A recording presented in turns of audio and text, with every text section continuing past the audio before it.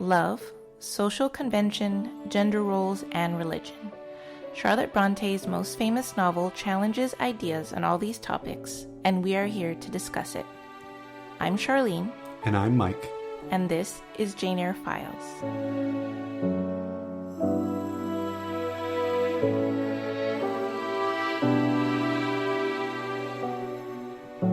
Chapter 15. A Buoyant but Unquiet Sea.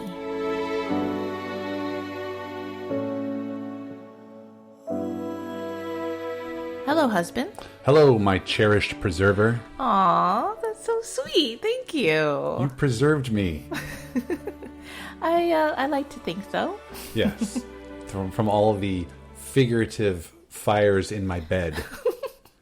You put those out and saved me. Is there anybody in the third story? Don't go up there. Don't go up there. It's just as I had thought. Oh, yes. Okay. Well, I'm sure it's fine then. I trust you completely. Yeah. So, this chapter, a lot of things happening. We get a little explanation about Adele and also a little mystery brewing. This is the best chapter in the book. Yeah? I mean, obviously we're only 15 chapters in, but... You mean so far? So far, we'll see as we go along. We've got another 20-something chapters, yes. But I mean, it's got the romance. It has like some intrigue with the Celine backstory. You got some suspense, some melodrama. It's like a total encapsulation of the novel itself. And so I was, and I was reading it. When I was reading it, I just felt that way. I was like, man, this is really good. I like the feelings that Jane is kind of getting to.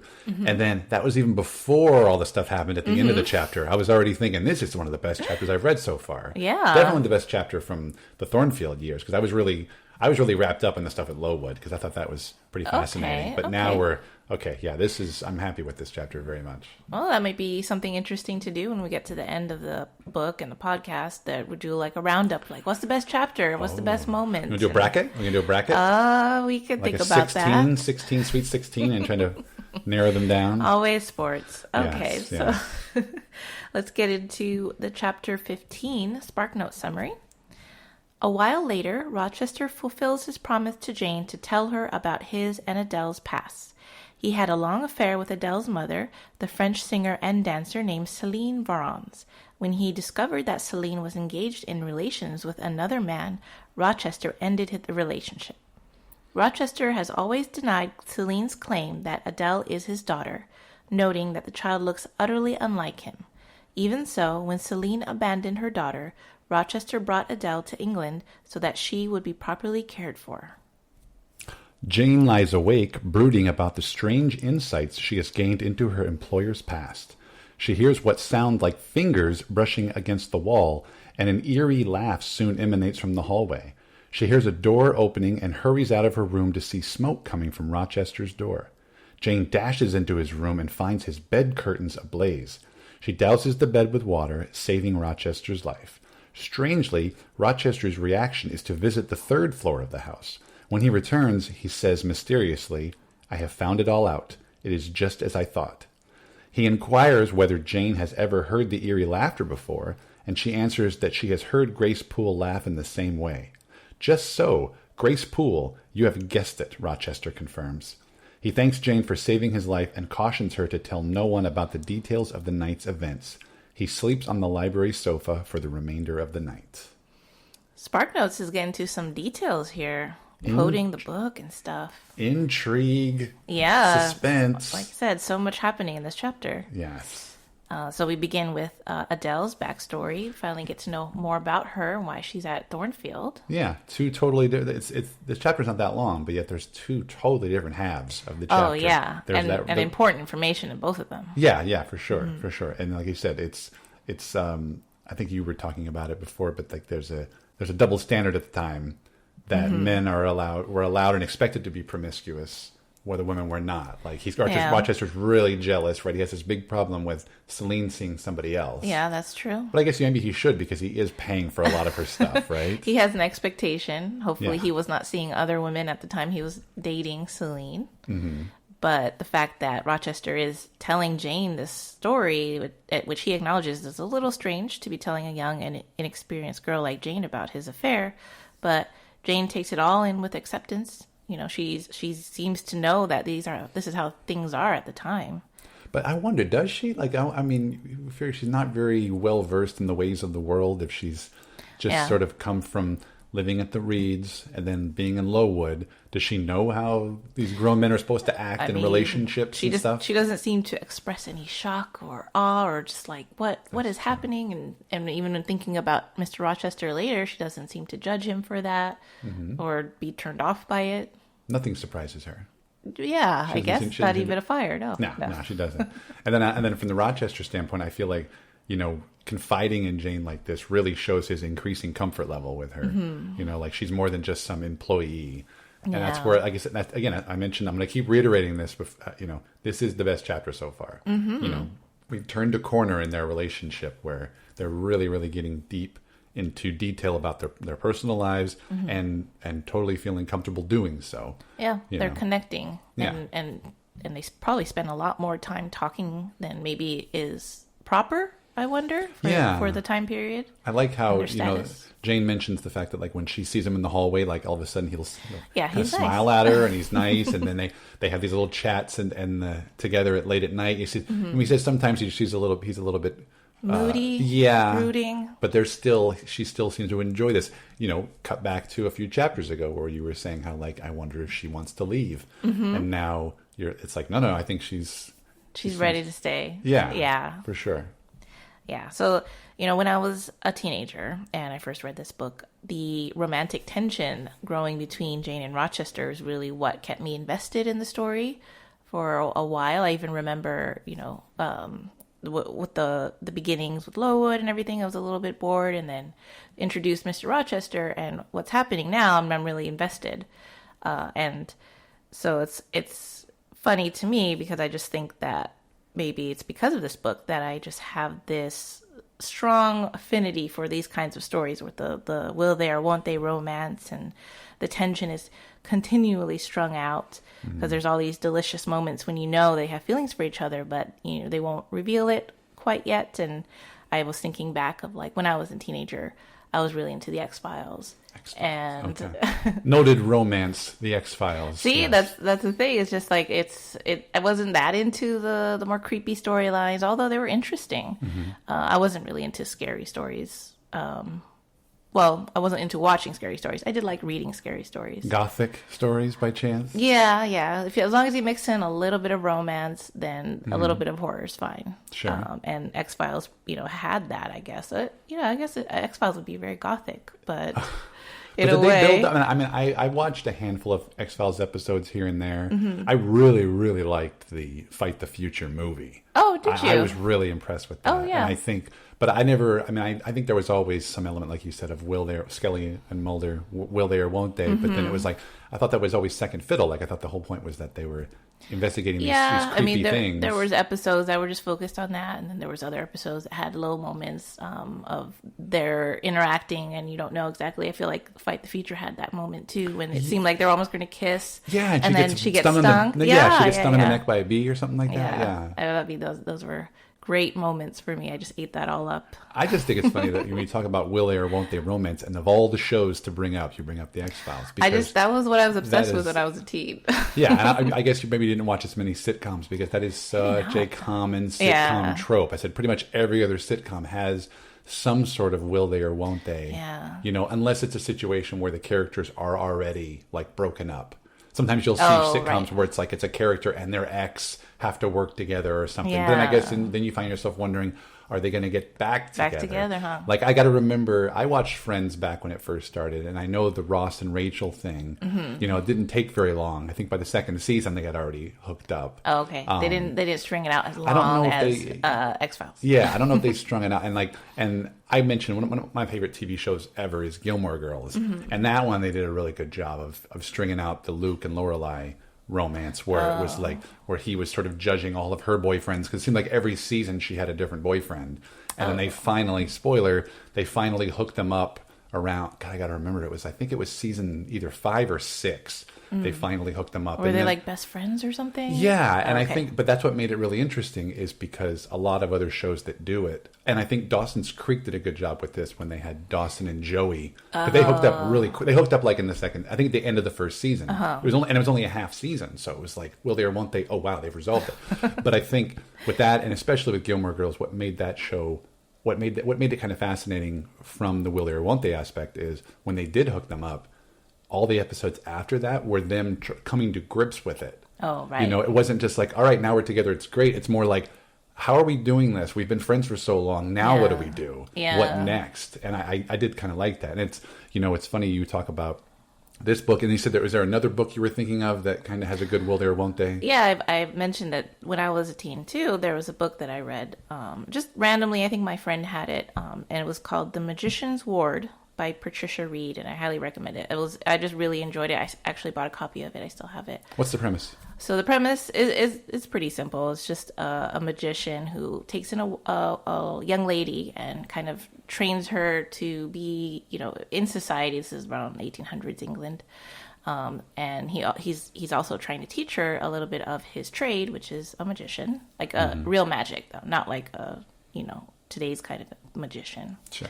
And he falls in love with her. And there's just this, of course, she falls in love with him as well. There's an age gap, there's class status separation. So there's the same kind of tropes in Jane Eyre. And it's, gradual that they start to realize they have feelings for each other. And the reader knows it early on. And I think it's just a really fun read. Is it a longer book? No, it's just a YA story. Oh, it's like a YA, yeah. Because I was going to mention to you, I think that's what I like about what's going on with Jane Eyre right now is that this is, this book is essentially 400 pages or so. And if you want to do a will they or won't they, you can have a great opportunity to kind of stretch it out, And I think that's why it happens a lot in television shows is because there's, with a movie or a book, there's closure, there's finality. You have to be done at a certain point. So there seems like there's certain points where you're like, okay, we got to have this happen, then this happen. Okay, they got to get together, then they got to have something come in between them, then they got to break up. Whereas TV shows do it a lot because they're like, we can get 2, 3, 4 seasons of this. And so I think, unfortunately, it doesn't lend itself well because it's kind of cheating. Like you're just dangling this carrot in front of the audience and trying to get them to stay with it. And you're like, are you going to get together or what? Whereas and then movies, sometimes they go the other way where it's too short. How many times have you seen a romantic comedy where you're just like, wow, things are moving way too quickly. Right. Yeah. Whereas a book, a 400-page novel, which would, if you wanted to translate it into a film, it's going to be 4 or 5 hours on a bridge, right? Yeah, so that makes more sense. You have time to kind of develop these characters. And so it means more when they do get together. Yeah. And that kind of brings me to another point I wanted to bring up, which, sometimes I feel like, if you watch a movie adaptation of Jane Eyre, you kind of feel like, oh, they got together pretty quickly. But in the course of the story, Jane specifically says 8 weeks have passed that Mr. Rochester has been at Thornfield. So that's a lot of time for them to get to know each other and a lot of conversations that they've been having. So it's not really like a love at first sight kind of story. I just feel like this is the kind of love story that I really like, where it's built on the two characters getting to know each other. Not a physical attraction immediately. Sure. Yeah, and like I said, I think like Jane should be flattered that Rochester seems to want to stick around, right? Because 8 weeks. Normally, he's what Mrs. Fairfax says. He's only there for usually 2 weeks at a time. Yeah, and now he's been there for 8. That should tell you something. He's got a reason to stick around. Yeah, that tells the reader something for sure. Yeah, too. yeah, exactly. Even if Jane maybe doesn't want to admit it to herself, but I was thinking, because I was talking about how this kind of romance really appealed to me. I know, Mike, maybe you're not into romance stories as much, but what makes a good romance to you? Well, yeah, I know you posed that question, and I was thinking about it, and it's the only thing I could come up with would be like the idea of the slow burn, subtle touches. I think, and it's one of the things that I think why it translates better in a book than in a movie, because you get more opportunities to have, like, again, I'm reading this chapter, and I just love the way that Jane is describing the whole setup. Where she's just like, then it was like this. Then I saw him in the hallway, and then we did this, and now I'm kind of feeling like, and she's describing, because granted, it's an autobiography told in the first person, right? So easy to do that, Yeah, whereas sometimes I feel like with movies, as I said, they rush through things. Like, but then do you need to have Dr. Zhivago? Do you need to have 3 hours to tell this sweeping romance, Gone with the Wind? They are popular for a reason. So I'm sure people enjoy getting into those details. Yeah, but then you look at a movie like Casablanca, right, which is supposed to be one of the great romances of all time. That movie's I think it's less than 2 hours long. But do you know how they get around the idea of all the meet cute stuff? Is that a lot of it's told in flashback. Because she comes into the restaurant and it's just like, oh, he already knows her. And then it helps that everything's already happened. They've already done it. They don't have to meet each other and then go through the process of getting to know each other. They already do know each other. You just get a flashback in the second half of the movie that shows you. So it's weird to think of like some of the great screen romances are either 3 hours long or they've got a lot of scenes in flashback that give up a lot of the exposition. Yeah, that's true. You know. Well, that's why Jane Eyre is such a great book. It has a great romance. Yeah, and like I said, it's very gradual, and I'm getting wrapped up in it. Oh, I'm so happy to hear that. Yeah. Well, and it's funny because I was also, when I was reading this chapter, we joked about it, I think on the last episode, that I'm starting to see why you like this so much. Like you said, if you relate to Jane, and there are elements of this chapter where I got a little emotional reading it because I found myself thinking, maybe these are the kind of things that Charlene sees in me. Where he talks like I'll admit it's okay. I'll admit to the listeners now. I am not classically handsome. Oh no. I am bald and pale and and I find myself like she talks about how she's just there's one point where she mentions the fact that she was just like, I didn't find him attractive. Oh, in the beginning, yeah. And she says, but we still kind of got to know each other, and I feel like I'll tell, in case the listeners don't know, Charlene and I actually met on a dating website, which I guess you have to have some kind of a spark when you see the pictures. True. And I was totally enamored with your photograph, but then once we got to know each other, I was like, okay, this is the one. And so, but it's interesting to kind of read Jane Eyre and be like, oh, the stuff that Jane kind of sees in Rochester, I'm like, that must be what Charlene sees in me, because it's not. Well, I think the main points that Jane makes about what she sees in Rochester, which is that she feels really comfortable with him, she finds it easy to talk with him, and she enjoys his conversation. Like, these are things that I think are very important to romance, and definitely we have that. And Rochester talks a lot more than Jane does. That's exactly like us. I'm the chatterbox. You're the. I listen. What was that? A couple chapters ago, we had that thing where she was talking about. Not Helen. Remember the lady that took Helen's place? Oh, Marianne, Marianne, where she's just like, I just sat and listened and let Marianne she likes talk. to gossip. Marianne likes to gossip. And you're not a gossiper. No, but you compared that to me, where it's like you like to listen. That's true. And sometimes I feel like I talk too much, but then you're like, hey, if you enjoy listening, then sure. Yeah, that's why we work. That's how a romance works, yes. So I like to point out moments in this book when there's a little bit of foreshadowing. And there's a moment when Mr. Rochester is talking about his past in a little bit shady terms, and he mentions to Jane, this is a bit of a quote, but I'd like to include it. Floating on with closed eyes and muffled ears, you neither see the rocks bristling not far off in the bed of the flood, nor hear the breakers boil at their base. But I tell you, and you may mark my words, you will come some day to a craggy pass in the channel, where the whole of life's stream will be broken up into whirl and tumult, foam and noise. Either you will be dashed to atoms on crag points, or lifted up and borne on by some master wave into a calmer current, as I am now.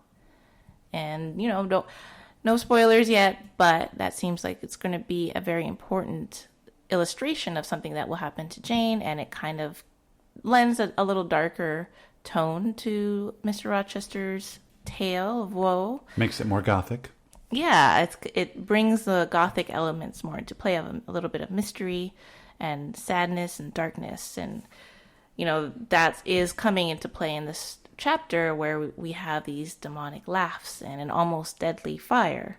And it's something, again, that I really enjoy. I just love gothic stories. Wow. Yeah, and like I said, we're developing this great romance, and yet let's just drop in another element of some sort of intrigue and suspense into this already engaging book. Yeah, and like definitely. I said, I totally forgot this was the chapter that happened. Because it does move pretty quickly, right? You Yeah. could almost put this in another chapter. Yeah, because that's like I said, I was really enjoying this chapter, just the way that she was describing her feelings. Like I said, she was coming to grips with these feelings, right? And then I was like, oh, this would be. I want to see how the rest of this chapter plays out. And then all of a sudden I was like, oh, that's right. This is where the fire's going to happen. And when I first started to notice that it was happening, I was like, oh no, this chapter's going so good with just the romance angle. Yeah. But then, like I said, it takes another element and adds it onto it, and then it's still good. Obviously, it still keeps you going. But there's and then the payoff at the end with like I said, how close they're getting, and so I can appreciate that, where it's like, what did I say, suspense and intrigue, but then it circles back around to the romance at the end with how the chapter resolves. True, yeah. So Jane wakes up in the middle of the night. She hears some noises. She goes out and she sees some smoke in the hallway and realizes there's a fire in Mr. Rochester's room. And I just wanted to point out that in pretty much, well, almost all the adaptations, that Mr. Rochester helps Jane put out the fire. Whereas in the novel, Jane puts out the fire all by herself. Which, I mean, I don't know if it's more cinematic that Mr. Rochester wakes up and helps her put it out. But yeah, I didn't realize it until you mentioned it. Yeah, I always thought it's just such a little thing in the back of my mind that I thought, oh, that's weird. That Jane can't do it. Jane can do it by herself. But there's a lot of literary analysis about that, and they point out there's some symbolism in this moment where, Jane is quenching the fires of growing passions between them. Oh yeah, deep. Right? And because Jane can't really expect that he would marry her due to their age and social status, and the fact that he just told her that he had a mistress, probably it's better for Jane not to have these feelings, and she's trying to suppress them, and Mr. Rochester is just feeding the flames, It's lying there half fast asleep, But then there's also a biblical reference with Jane using this water to put out the fire, because she describes it as baptized the couch afresh and by God's aid succeeded in extinguishing the flames which were devouring it. So we have another instance of religious tones that, Charlotte Bronte brings to the story because, she grew up very religious. And possibly, Rochester's having his bed set on fire is sort of a judgment of some sort for something he did, and Jane is going to be his salvation. No, I mean, and like you said, is he allowed to have these feelings? Is he, he is, if he's honorable about employer to employee, twice her age, but then it's one of those things where it's not illegal. It's not illegal. Is it immoral? I don't know. Depends on how he goes about it. Yeah. we said this is one of the great romances, and yet we're not supposed to be, well, that's put also off by Rochester's actions. And that's also part of the appeal, I think, of the fact that they're not supposed to get together. There's a little bit of forbidden aspect to it. Were there no 40-year-olds marrying 18-year-olds in Victorian England?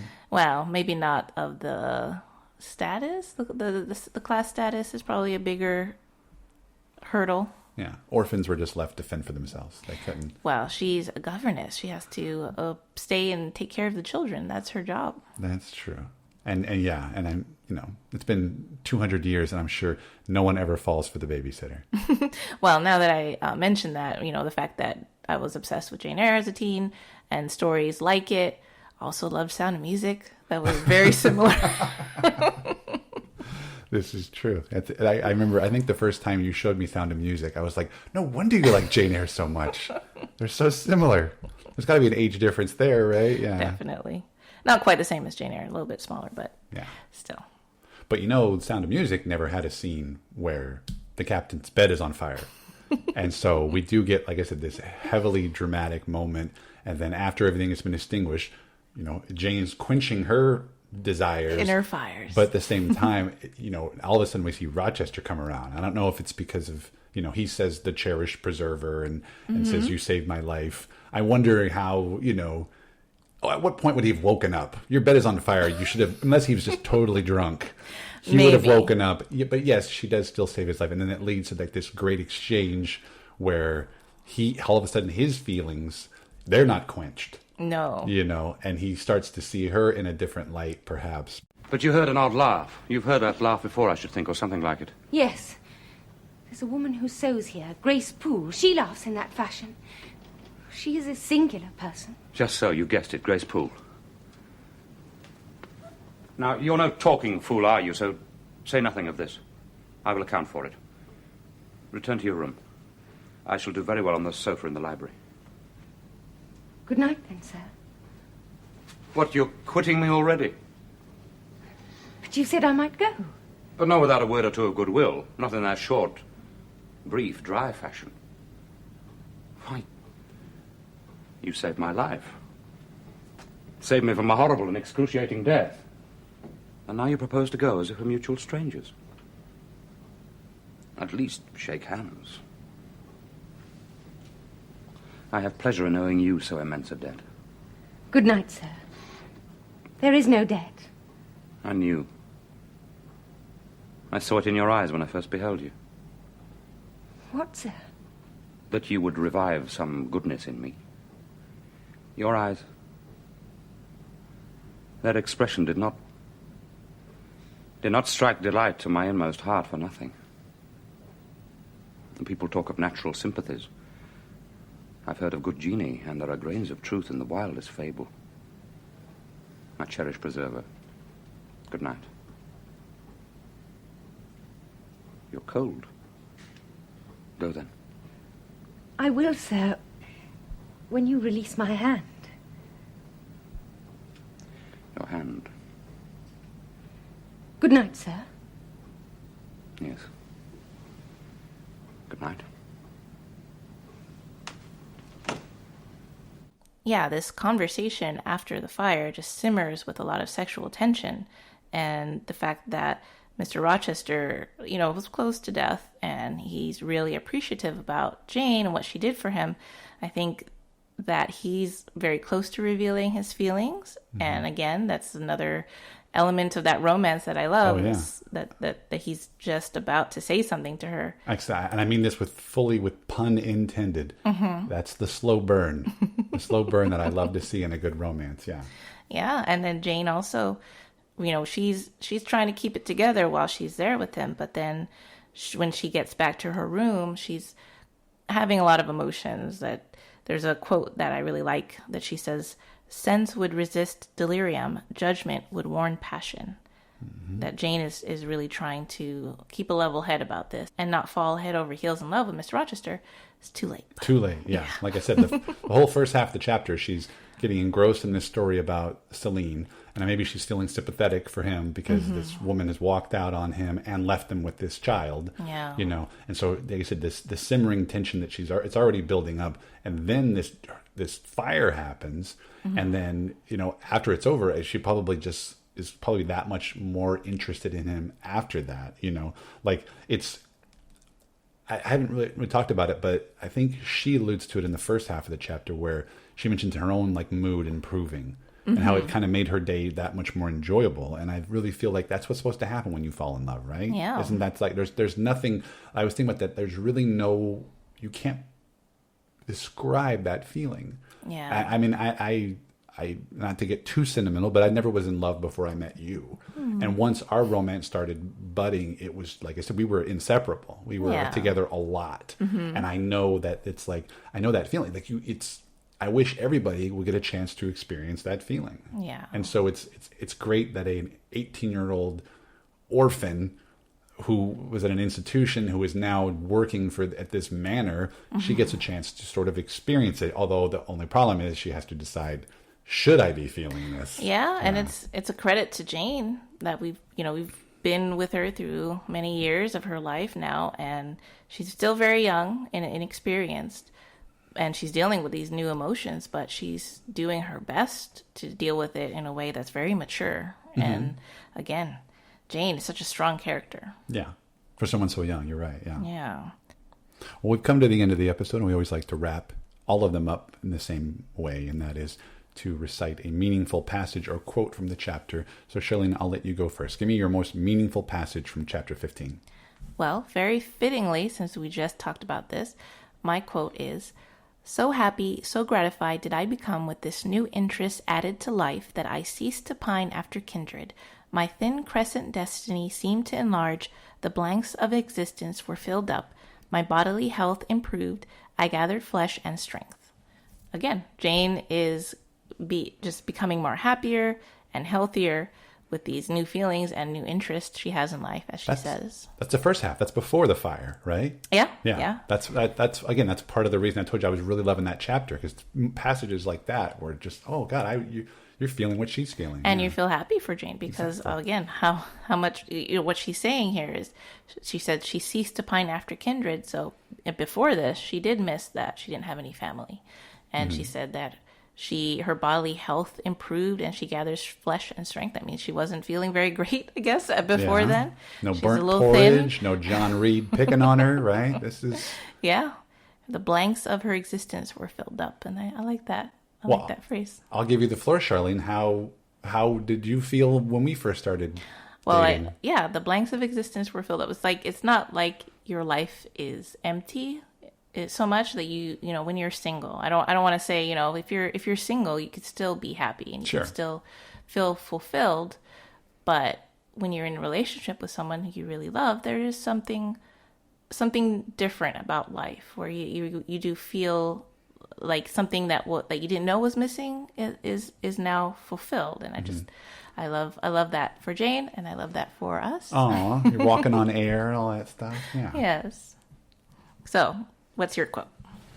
Well, it kind of goes back to what we talked about at the very first part of the episode, which is at the beginning of the chapter, Rochester tells Jane about Celine and the whole backstory and how he finds himself getting more and more comfortable. And we talked about, Jane is sort of falling for him and getting more passionate, whereas Rochester's still, I wonder if he still feels she's a little too young, but he is growing, fond of her and wants to be around her more often. And so this was the quote I had. This is right after, this is when he's telling her the story about Celine. He says, "You, with your gravity, considerateness, and caution, were made to be the recipient of secrets. Besides, I know what sort of a mind I have placed in communication with my own. I know it is one not liable to take infection. It is a peculiar mind. It is a unique one. Happily, I do not mean to harm it, but if I did, it would not take harm from me. The more you and I converse, the better. For while I cannot blight you, you may refresh me." So yeah, now Mr. Rochester's side of it, what is the benefit of his relationship with Jane for Mr. Rochester is that he is becoming a better person, a more content and happier person too. Yeah, and I think it shows the dichotomy of, you always think about passion and romance being more of a feminine trait a lot of times. Yeah.